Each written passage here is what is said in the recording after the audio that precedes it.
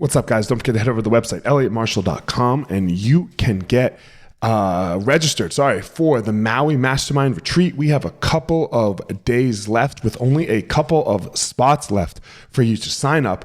Reserve your spot for Maui, and man, come for the weekend of, I don't want to say of your lifetime, but goddamn, it's going to be an amazing weekend where you get to do a ton of jiu-jitsu, get to experience some aloha culture, and really just bond with other like-minded dudes and have a great time. So elliottmarshall.com, click on programs, under retreats, Maui Mastermind, let's go.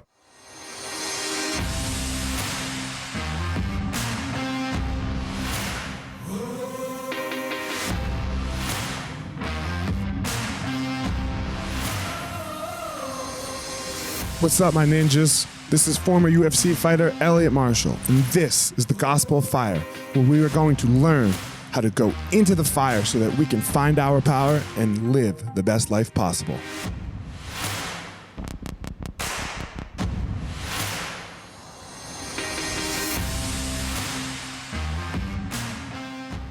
This episode of the podcast is with Adrienne Velazquez. Adrienne is the CEO and president of the Seven Figure Businessman. And what an amazing show. It was really great to talk to her. I don't have much else to say other than if you're thinking about stopping listening to this podcast, the ending story is amazing. The story she tells in the end is a heart-touching, heart-warming, amazing story. So hold on, because man, what an amazing story. What an amazing woman. What an amazing career she's had. So without further ado, here we go. Adrienne Velasquez. What's up, Adrienne? How are you?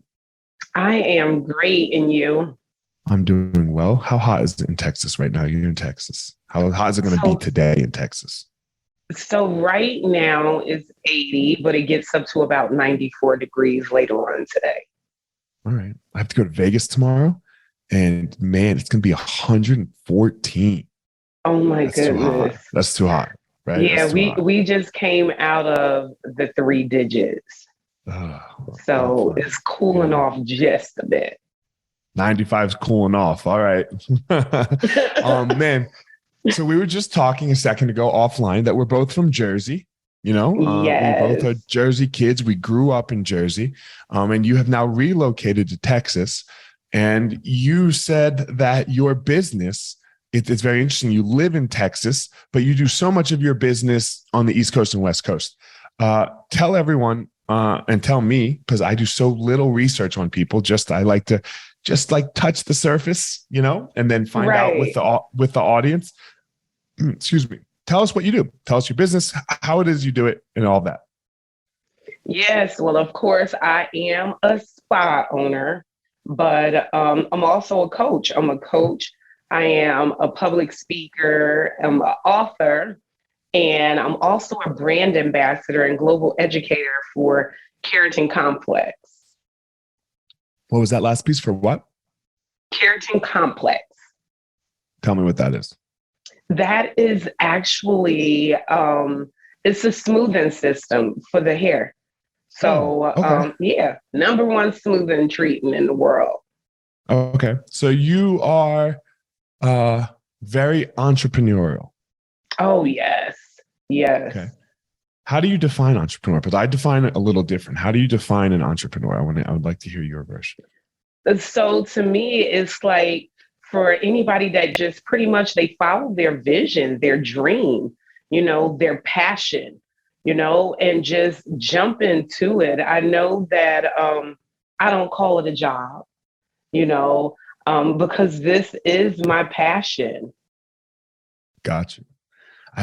What I think sometimes with entrepreneurship, like it's a very hot word right now. Like everyone likes to say they're an entrepreneur, but look, if I like open the corner store or any business, I don't care what the business is, even if all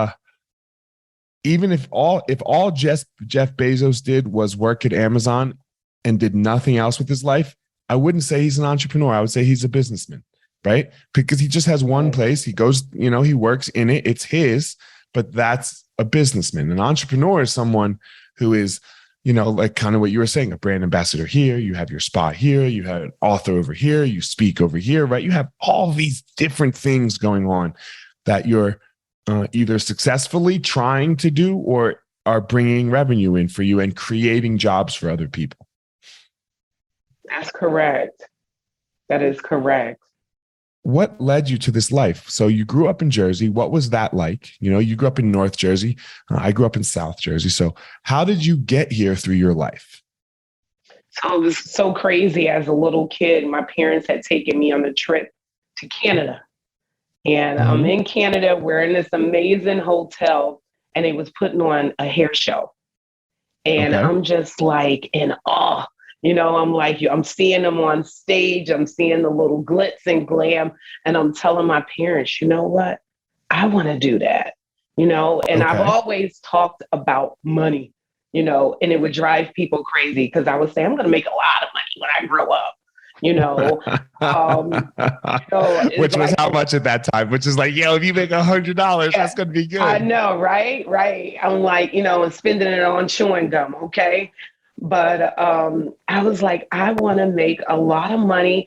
I want to be on stage. I want my names to be in lights. And I ended up pursuing it.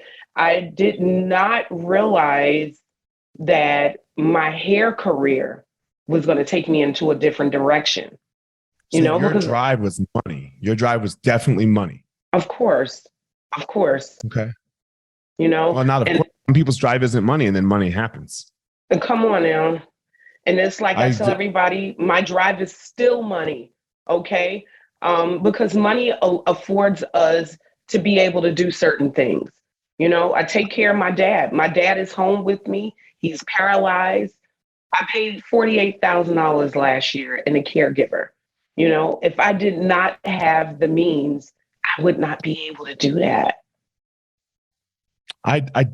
It's fine that we disagree. I disagree with you. My drive is not money. My money is what I like to call a key indicator to me. Like it's the indicator that I'm being skillful in my pursuit of what I want to do. It's not why I do it, but some people, it's fine that our drives are different. So, and I'm like, that's mine. Yeah, that's yours. Fine. Great. A lot of people's drive is money. So, but go ahead. So anyway, keep continuing. So you wanted to make money. Go ahead. Right. I wanted to make money. I wanted to make a difference. And my goal was to always have all of these kids. I used to tell my mom and my dad, I want to be like Josephine Baker. I want to adopt all these kids. I ended up adopting 3 and stopped. But I was like, okay. I started realizing, when I dove into my career, that it was like, okay, maybe I want to own a salon. So I opened up a spa, and I started finding out that my niche was, I always wanted to be different. I always wanted to have a business that was like no other. So I opened up a spa that's like no other. And then it was like, you know what? I think I want to go into education for these brands. And I'm not going to lie, I was scared. Here it is. I'm a hairstylist, had never did a resume. I'm like, who does a resume, as a hairstylist? I still haven't done a resume. I've never made a resume my entire life. Right. So you get what I'm saying, right? Mm-hmm. So they asked for me to do a resume. So I was like, all right. It took me a year to actually respond back to this company. And when I told my sister what I did, I was like, I sent pictures. She said, girl, no, you didn't. I said, I did. And I said, I got the job. And she was like, oh my God, girl, you don't send pictures. But in my case, it worked out for me. And when I started working for the first company, that was when I realized that I had something different than the educators. One, I had experience. Two, Jersey gave me that grind. It gave me that grit that I needed. And three, I was speaking real talk, because like a lot of times, a lot of people do not like talking about the money. But at the end of the day, I say that it is the money. We try to ignore that, being financially sound does not allow for us to be able to do other things, but it do. I've looked at, times when my husband was laid off, and here it is, we with four kids, two graduated from high school at the same exact time. And you know how they dig in your pockets that senior year, And I then don't know about the senior year. I know about this 12 and 9-year-old that dig in my pockets. right. So you see what I'm saying? Oh. And then I had a young one that my youngest had Tourette's. He has Tourette's and he has mild autism, So I watched how my finances, even during such a tough time like that, I didn't miss a beat. I did not miss a beat. And I watched how my kids watched me. They saw me growing. The people around me saw me growing, and it just gave people a drive. It gave people hope. They were able to finally have belief because they were like, wow, this girl from Jersey finally doing it, Can I ask you a question? I'm Yes.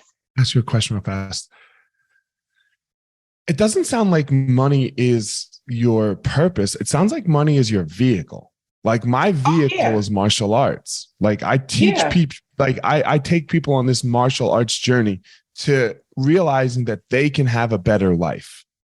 That's right. Like money seems like that for you, right? Like the ability to make money and understand money is what you use to improve someone's life, whether it's your kid or your dad, of course, or whoever it is. So the purpose isn't money. The purpose is the improvement of an individual's life. Right. No, my purpose is not money. You got it. Okay. You got it. Okay. You got it. I misheard you. Sorry. Yeah. Yeah, no, that's fine. Because I noticed the COO of the first company that I was working for, he was just like, you know what, Adrian, I would love to say that we have an amazing product. And that's why everybody's buying when you get on stage. But he said that people are buying into the belief that you're sowing into them. That's what they're buying into. They're buying into the vision of being able to have a better life. Yeah. And then that was like, I was like, wow. So maybe I should get into like this public speaking thing. But I ended up jumping off into the coaching because everybody was just like, you know what? How did you end up, making all this money, moving from from Jersey to San Antonio? And I would love to say all my clients flew from Jersey to San Antonio, but that did not happen, and I found out, I was like, wow.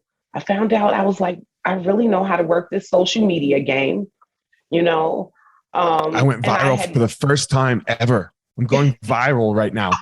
I've been 6 years. Been trying for 6 years. You make videos and yada yada.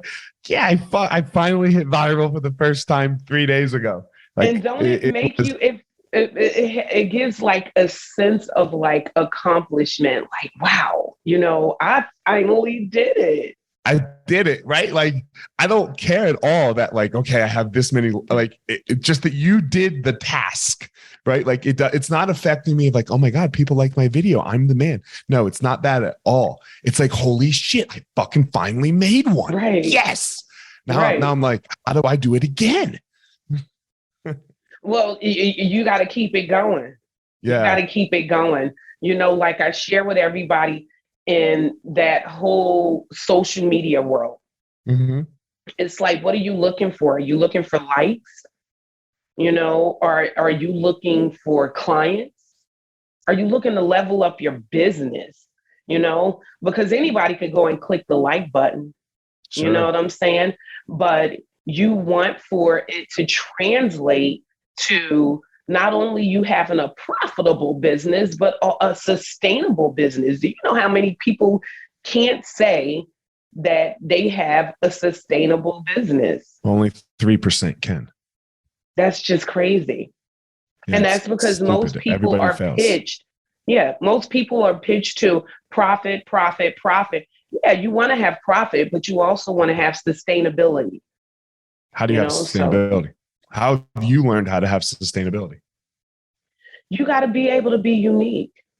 You got to be unique. You got to be able to go outside the line, you know? And I know in my career, I've been able to go outside the line, and you got to be able to offer something that a lot of people are not offering.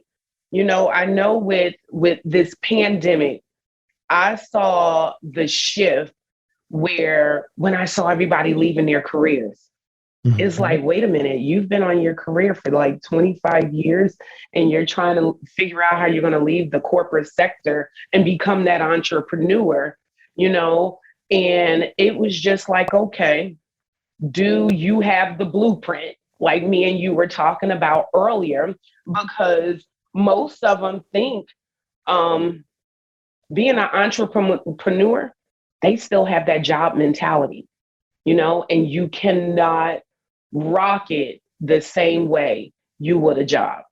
Well, a job, you work dollar for hour, right? I go to work, I get paid this much.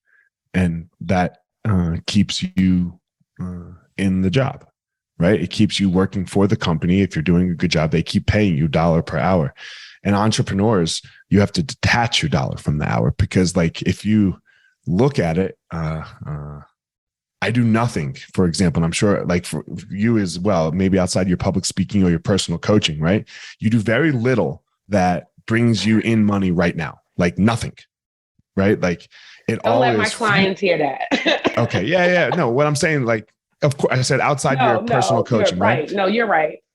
But you have to bring in this, you have to have this mentality of, okay, this is going to bring in money in the future, right? Like as an entrepreneur, because if you're only worried about this dollar today, you get very focused on, I need to eat today, right? Like you need to eat today, and you're not creating for other people to be able to take on those things, you know? It's like lawyers, they work themselves to death, in my opinion, because their dollar per hour is so high. So they're like billable hours, work more, where, you know, I'm a detach my dollar from my hour type person, so that I'll and still work crazy, but the money isn't attached to it. The money's all future. That's correct. How did you do that? That is so true. So basically, I've been setting it up where, you know, I've been teaching it, and I'm hoping my youngest son is catching some nuggets, you know, definitely leaving a legacy. You know, my oldest son, I'm looking at him now. You know, my mother-in-law just asked him the other day, she's like, why did you not pursue your degree? You know, because he's an entrepreneur right now. You know, and it was so funny when he said to her, he was just like, yeah, I didn't want to work no 9-to-5 job. I said, yeah, but now you found out you work in 24 hours, right? And he said, it is what it is, you know? So, but definitely passing that baton, whether it's a family member, you know, or those around me. I love to see when people win. I love to see when people accomplish their dreams. You know, it's like a girl from Jersey, you know, especially Newark, New Jersey, you know, seeing people living big, seeing people living large, you know, chasing after what they dreamed of as a kid. It's like, it's What wow. do you think happens to most people? Like most people don't do it, right? Most people, you have these dreams as a kid, right? You know, whatever those dreams are. Like, how many girls like you were on a trip somewhere with their mom and dad, and we're like, I want to be rich. Probably a lot of them, right? I want to make a lot of money, right? A lot of them, all of them. I know everyone has these stories as a child, but most people end up falling short of that, right? Very, very short of that. Of course. What happens? What happens to, is it just, I'm a big believer in luck, right? I'm a huge believer in luck that, first and foremost, I've been lucky enough, for example, to have my hard work actually pay off, you know? But what happens to most people where something they just stop? What happens? To me, I would say is limited beliefs. With those, they carry around the opinions of others, what happened, in their environment, and they carry that, like I shared with you earlier, I adopted 3 of my kids and I told them, everybody has this story. 4. So you have 1 4. natural born and then 3 adopted. Yes. Okay. So and he was by himself for 13 years. And okay. Right. And then we ended up with this baby. Now he's 13 and me and my husband's like, oh Lord, all the other kids are over 25. But I always told them, life is going to give you excuses. It's what you're going to do with it. You know what I'm saying?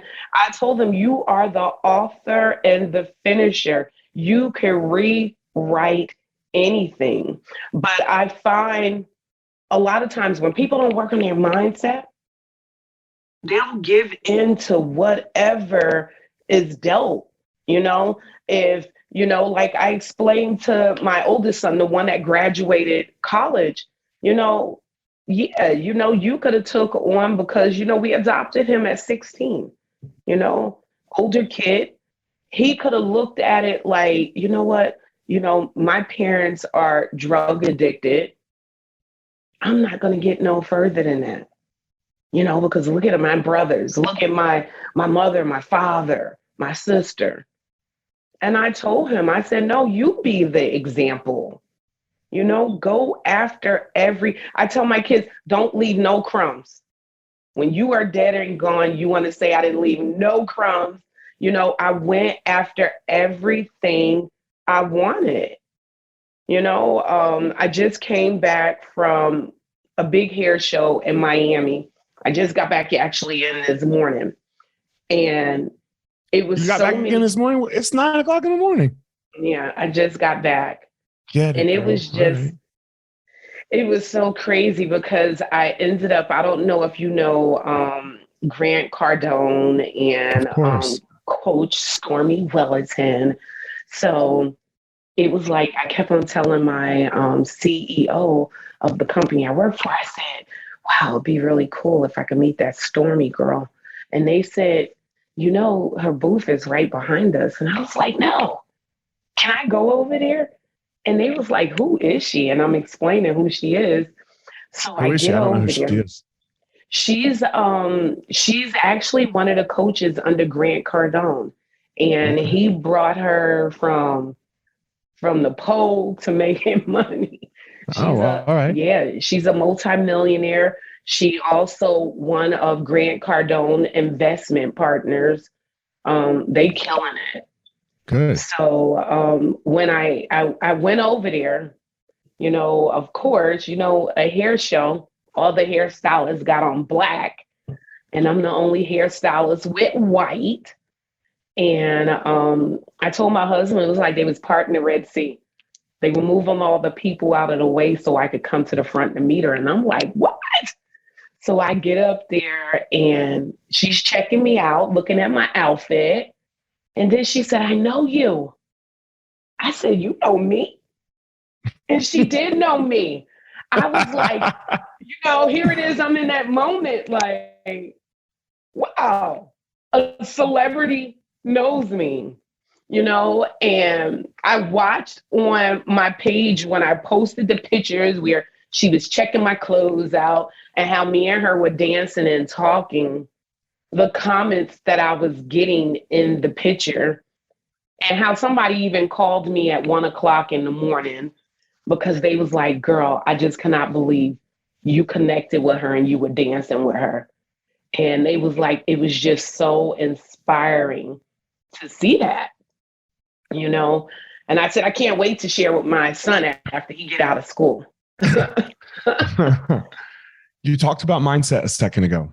Yes. What it's another hot word, right? Mindset. I use it. You used it. Right? Mindset. What does that mean to you? Mindset. What is the mindset that is so necessary to have? To get rid of that stinking thinking. To what? To get rid of the stinking thinking. Oh, all right. Explain that more. Tell me what that means. It could paralyze you.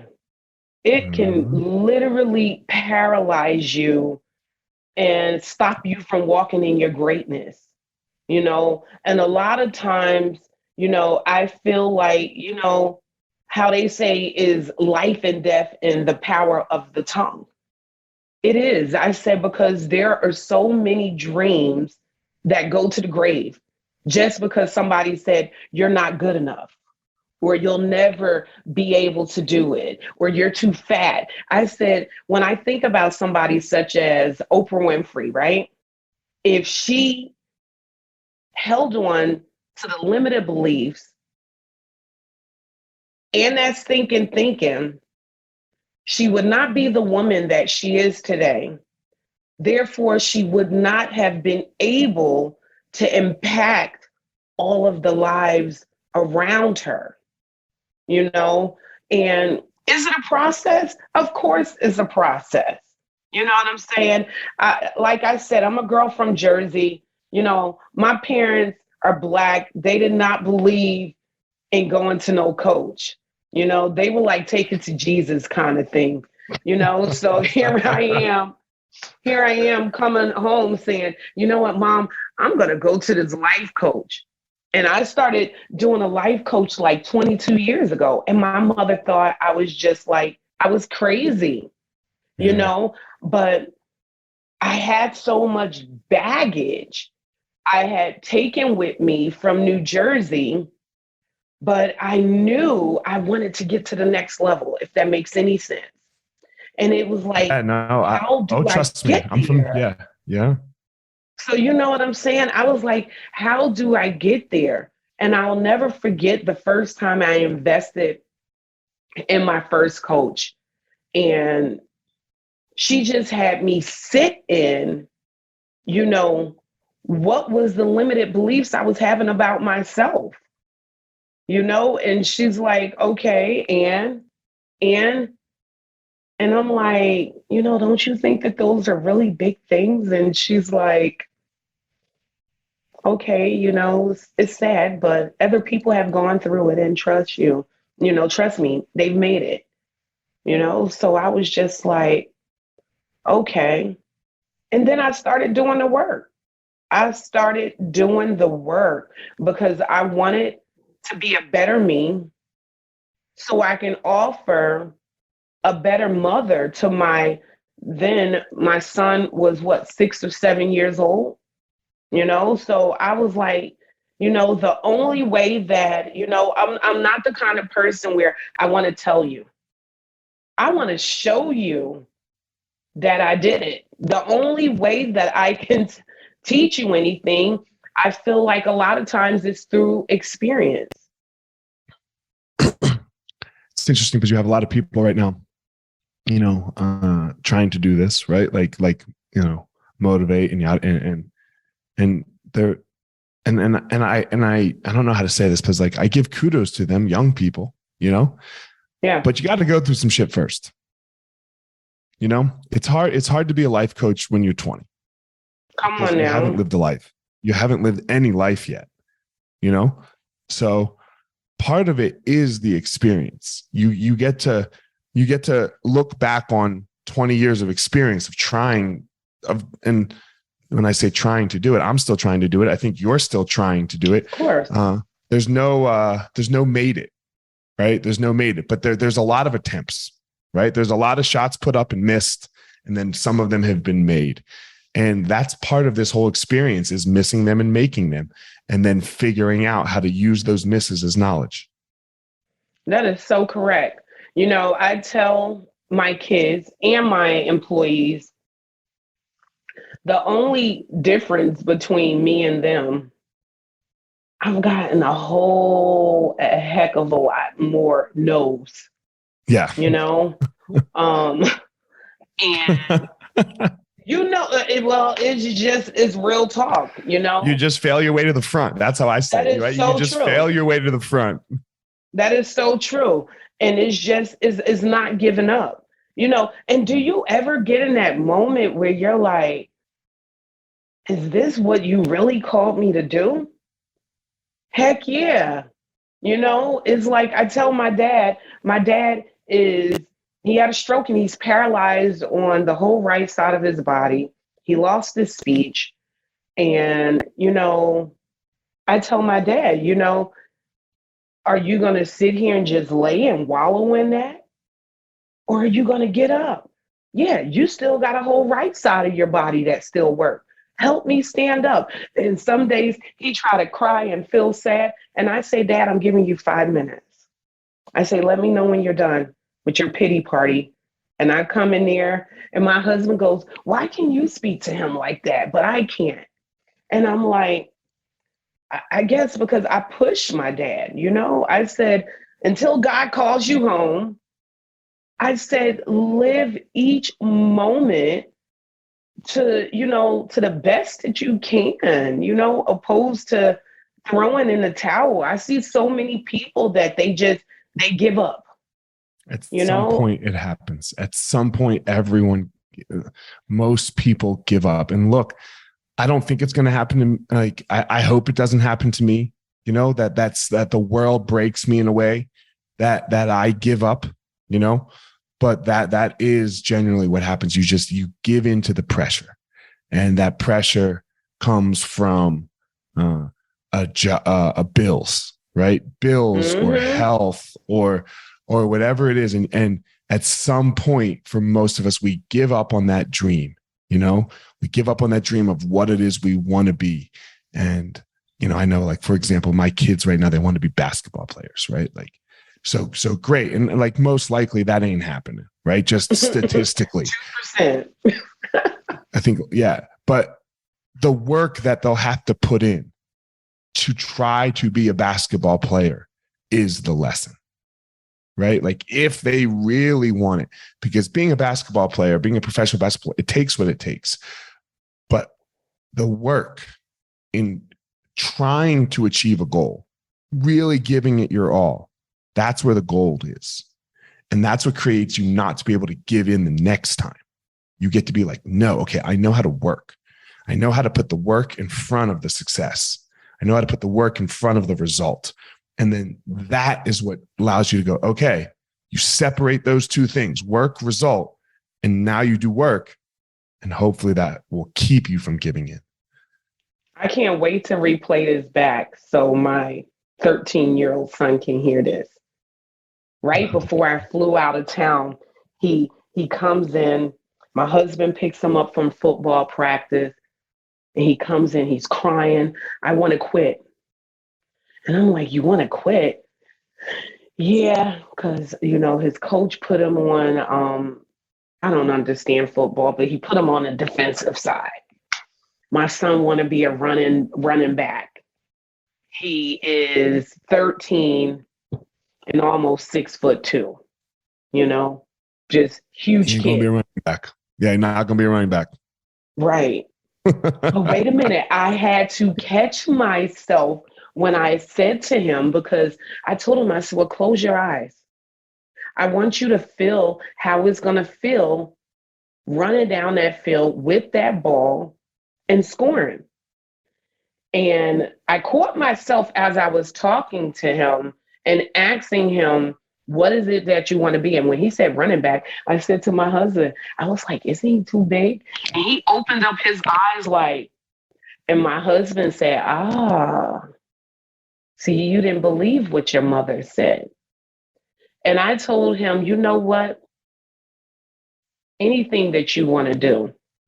You just put 110% to it. And it's like what you said. He may not be a running back and he may end up being a running back. We never know, but it's just the lesson he's learning behind putting forward the work, is going to be such a sweet payoff. And plus, I was like, in my family, we don't quit. We do not quit. So needless to say, he didn't have no other choice. We like these guarantees, right? In life. Course. We like these guarantees, right? You like the guarantee of $1 per hour. I know how much money I'm going to make. We like these guarantees. If I do the work, I'll get the result, and there's just no guarantees. No. And because we want to get good with you. We want to get good with what it's going to take first. And I used to have this coach when I was fighting, and I would always, and fighting is very scary, right? You're getting in there and you have to get good with your own death, right? Like you have to get good with the fact that you might have to die to do this fight, right? So you want to get good with what's going to happen. A lot of the times in fighting, I would walk in and I would ask my coach, what are we doing today? Like what skills are we going to practice? How many rounds are we going to do? Yada, yada, yada, right? When do I get a rest? And he was like, oh, we're going to practice our fighting skills. And I was like, what does that mean? Can you give me more? And he's like, no. And I was like, well, why? He goes, because I need you to get good with the unknown. There's no guarantee. Wow. Your fight might take 1 minute and you might have to sprint that entire time. You might have to go as hard as you can for that entire fight. Or your fight might take 25 minutes and you don't know, right? You don't know what it's going to take. You cannot get good with it. So you have to get good with no deals. You have to get good with no guarantees, right? And once we can get past that, and I think this is one of the best lessons I've ever learned from my coach, was I got good with not having a guarantee of how long this fight was going to be and how hard I was going to have to go. I guess that's like how my career is. Because When I think about it, it's like the reality of it is if nobody shows up, you don't get paid. I don't speak anywhere, I'm not getting paid. Any shows, I'm not getting paid. And I guess you had to do the work first. You had to do the work first. Right. It wasn't like, hey, I want to be a speaker, pay me $10,000 to come talk. Okay, now I'll do it. That's correct. Right? Like that's what we want first.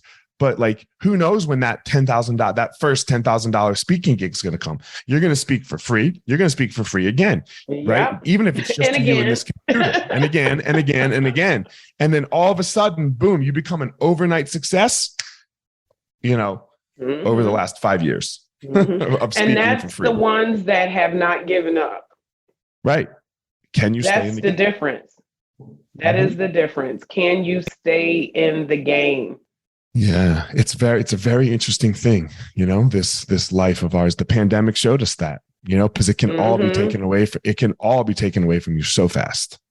And I saw how so many people gave up. Yeah.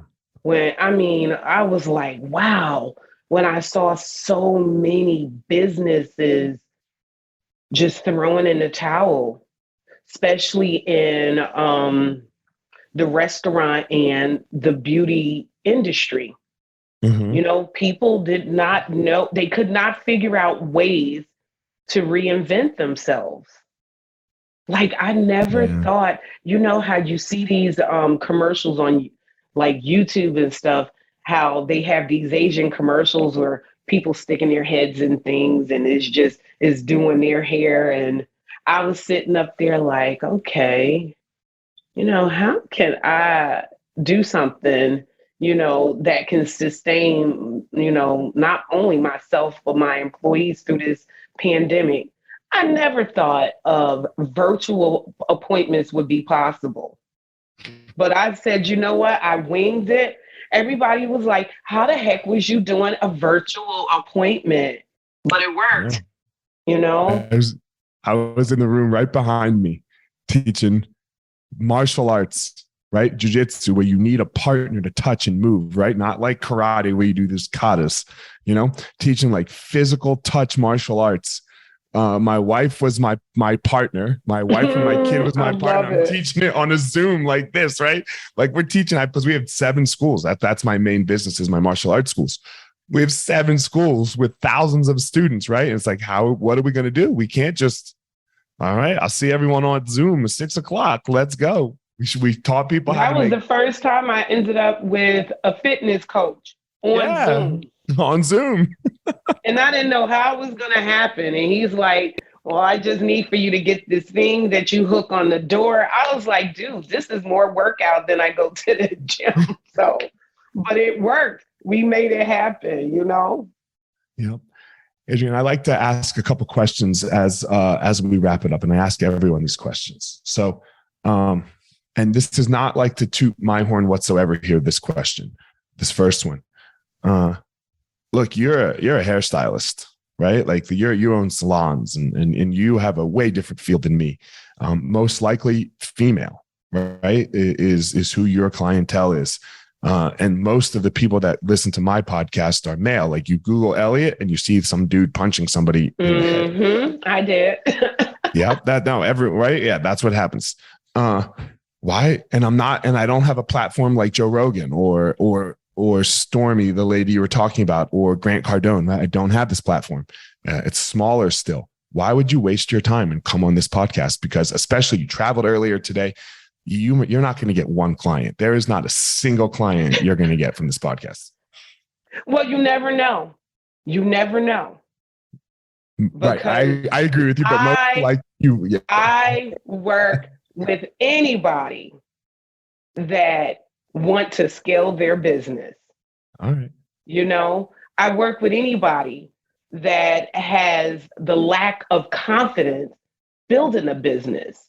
And there are a lot of people out here, you know, that whether you are white, black, Asian, male, female, trans, you know, where at some point in time in our lives, we have some form of a limited mindset that is stopping us from walking in our purpose, from us scaling our business. And at the end of the day, whether it's male or female, both of the companies that I helped become Fortune 500 companies, both of them are owned by all men, no women. And both of them, I help them become a part of that Fortune 500 Cup because I teach people how to make money.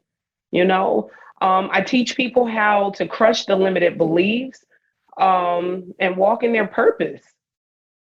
Amazing. I already checked out your page. I already told you that. And I was loving it. And I'm always up to a challenge. So, you know, that's why I'm here. Sure.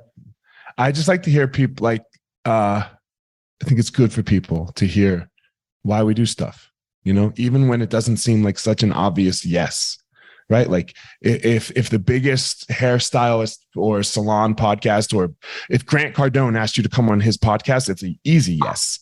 It's an easy yes, right? Like it's easy, right? Because it's going to crush it for you, right? Yeah. It's Gary V asks you to come on his podcast. Let's go, right? Like, sure. Like, let me think about it. Oh, I'm busy. Let me cancel this other thing, right? Oh, I got a funeral. It's my mom's funeral. Mom, we'll bury you another day. You know, right, like whatever. You know? But so those easy ones are so obvious, right? It's the ones that you. Like, why would you know? Like this one, right? Like this is a shot in the dark, or this could just be me and you, you know. So that's what I like people to hear. Like, man, you just say yes to things. Stop thinking like that stinking thinking. Is that what you said? That's right. Stop that stinking thinking. My last question that I like to ask everybody is, I believe you have everyone has a unique power that they go out and give to the world. You know, this thing, and then the world gives them back something in return. And maybe it's money, maybe it's fame, maybe, you know, like LeBron James, it's obvious, right? Like, got him. You know, what's your power? Giving people hope. I give them hope. I know for a fact that I give them hope. You know, Nice. whether Yeah. it's men or women that I have worked with that have just given up, and given up on life, and, I've been blessed that I'm able to reach all ages, especially through my story. I wish that I can say that I was born with a silver spoon and everything in my life was so great, but, it wasn't, and to just be able to share with people, look at what I've overcome. And I know that you can overcome too. Mhm. It only lasts a moment. I'll never forget how we had a young man, and I'm doing like I'm doing you. As you could tell, I love to talk. And I'm Me talking too. to this young man, and he's in the barber shop, getting his hair fly. And something just told me to stay and continue talking. I never knew until we all were getting ready to close. This young man was getting ready to go home and commit suicide.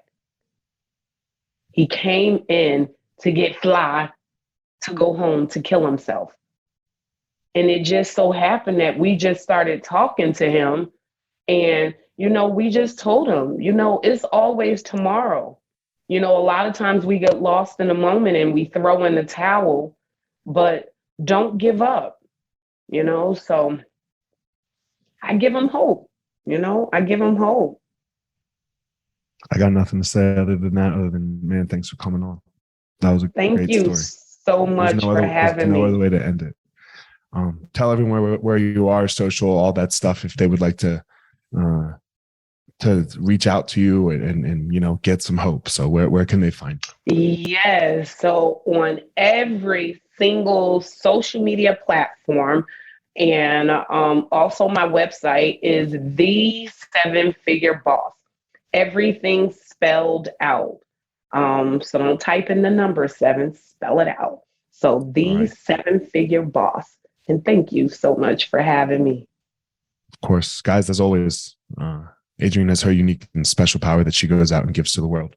And I have my unique and special power that I go out and give to the world. Don't go out in the world and try to be her. And don't go out in the world and try to be me. Go out there and find your own power, everyone. All right, everyone. Thanks for listening to this episode of The Gospel of Fire. If you enjoyed the episode, I'd love a review on iTunes or wherever you are listening to this podcast. Don't forget to follow me on social media at FireMarshal205. If you are a BJJ enthusiast, check out my YouTube channel. I put all kinds of instructional DVD videos out on there, so go check it out. My book is still out on Amazon by the same name as the podcast, The Gospel of Fire. So if you are interested, go check out that. And most importantly, guys, go out there every day, find your power. Thanks a lot. Guys, look, I get it. I totally get it. You opened a martial arts school, and man, it's kind of crushing you. There's all this other stuff to do other than teach, right? You love teaching. You love jiu-jitsu. You love Muay Thai. You love karate, whatever it is you're teaching. And man, but there's all this other stuff. There's the front desk. There's taxes. There's curriculum. There's cleaning. There's problems, staffing, covering. Whew, man, it's so much. It's so much. Well, let me tell you, we have started what's called Easton Online, and Easton Online is here to solve all of these problems for you. Easton Online is a digital academy for martial arts school owners and managers. We'll help you establish or enhance your business with best practices. Most importantly, we're going to help you get back to what it is that you love most, teaching and doing martial arts. Okay, so for more information, guys, go to easton.online. Again, that's easton.online. Add your email. You're going to get notified about the course launches. Our first course is going to be all about the first impression specialists, your front desk, and all kinds of stuff, special offers, promotions, as well as we started a podcast by the same name, Easton Online, that's going to talk about our process of how we went from a tiny little martial arts school to what is now 7 martial arts schools, 7 Brazilian Jiu-Jitsu Muay Thai schools, in a very holistic way that we believe kept the integrity of the art and also deals with its people very well. So again, Easton.online, enter your email, and you're gonna get everything you need right there. So thanks, guys.